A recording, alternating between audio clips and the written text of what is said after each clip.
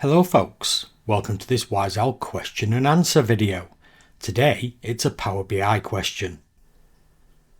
One of the many benefits of coming on WiseOwl courses is we're always happy to take questions after you've attended the course, and this particular question does come up quite often.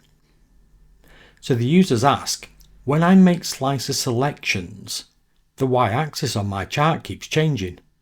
Can I stop it? Well, let's have a look. So folks, let's see if we can actually begin by replicating the problem. Here you can see I've got a Power BI page. It's showing a standard column chart across the top with different genres of films. On the y-axis we're measuring the total length of those films, and we can see that the axis is currently showing 0, 20, 40 up to 60k. Then down towards the bottom I've got my slicer. This is for different certificates of film. And fairly obviously, if I click different certificates, it will filter the page. So to see this problem, if I concentrate on two genres, so here we've got the action genre around about the 45,000 minutes mark, and if we follow the column to the top, we can see it sits just above this 40k mark on the left hand side. Let's also think about comedy. If I hover over the comedy, this is just over 57,000 minutes in total, and the top of the column sits just underneath the 60,000 mark on the y-axis. So, if I select 12A, the action column doesn't appear to have changed that much. Let's try that again. If I toggle off 12A, on 12A, strangely, the column actually appears to have gotten bigger, which as you could imagine can be quite confusing for end users. Let's try this with PG, and this time I'll look at the comedy column. So if I select PG, on, off. Following the comedy column, it doesn't appear to change too much in terms of its actual height. But this is the problem, folks. When I select 12A, the action column is only now showing 16,000, or just over 16,500. And the column itself is just above the 15k mark on the y-axis. The same with PG. If I turn on PG and we look at the comedy column, this time instead of showing just over 57,000, it's only showing 13,000. And on the y-axis we can see that it sits somewhere above the 10k mark. So this is the problem, folks. When I'm making my selections in the slicer, not only is it filtering the chart, it's looking at the values available and dynamically changing the y-axis so that it can represent those values correctly. Now this is what I expect from Power BI, but I do understand the question. Your end users, when they're looking at this, could quite easily be misled into believing that a value has slightly gone up or a value has stayed the same, when in reality, looking at the y-axis, significant changes have taken place. So how do we go about fixing this problem?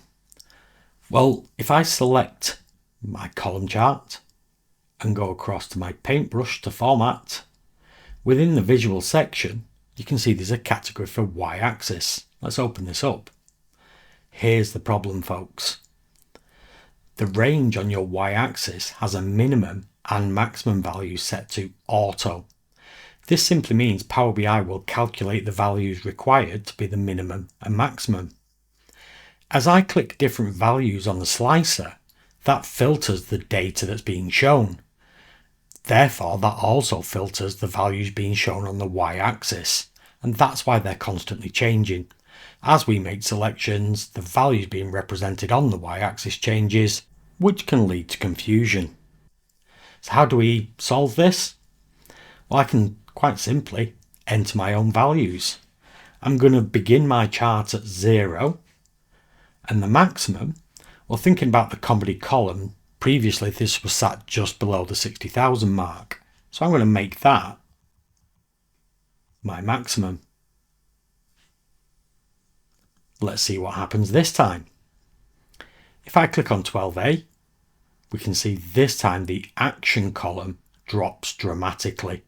To an end user, this is a lot more obvious that for 12A, there's a lot less action films, or they last a lot less time. Let's look at comedy. So previously this was quite a large column showing 57,600 and so on. Now when I select PG, the comedy column drops dramatically in size. And this, folks, is simply because as we're clicking on them, the y-axis is no longer dynamic. It's staying exactly the same. Let's try that with the PG. Again, the y-axis stays exactly the same. So that, folks, is how we go about fixing the problem. We make our y-axis fixed. When I show trainees the solution to this problem, I also like to point out another problem that doing this could actually cause. As we click on different certificates, you can see that the size of the columns is significantly reduced simply because of our fixed y-axis. And you may get users complaining that they can't really see the values. So what can I do to help with that? Well, again, if I select my column chart, I go to my paintbrush. Down here in your options, you will see zoom slider. I'm going to switch this on. What this does is on the left hand side of your y-axis, it allows you to manually change your y-axis. So if I see my problem, when I click on 12A, I can't really see these values towards the bottom. I really can't see the differences in column heights. If I grab the white circle at the top of my zoom slider and I pull it down, you'll now start to notice the y-axis getting smaller and smaller. As I come towards the bottom, now I can quite easily see the differences between these values. I drag it back up again to the top, switch to PG. So again, I can't quite see these values. Yes, I can hover over them and a tooltip will appear, but I want to be able to see a visible comparison. So again, it's where my zoom slider comes in. I pull down the zoom slider on the left. I can now quite clearly see the differences between these lower values. So should you decide to use my solution to the problem of your y-axis dynamically changing and make it a fixed axis, you may need to use the zoom slider to make it easier for your users. And that, folks, is how we stop slicer selections from affecting the y-axis on a chart. I hope you've enjoyed this video. I'll see you next time.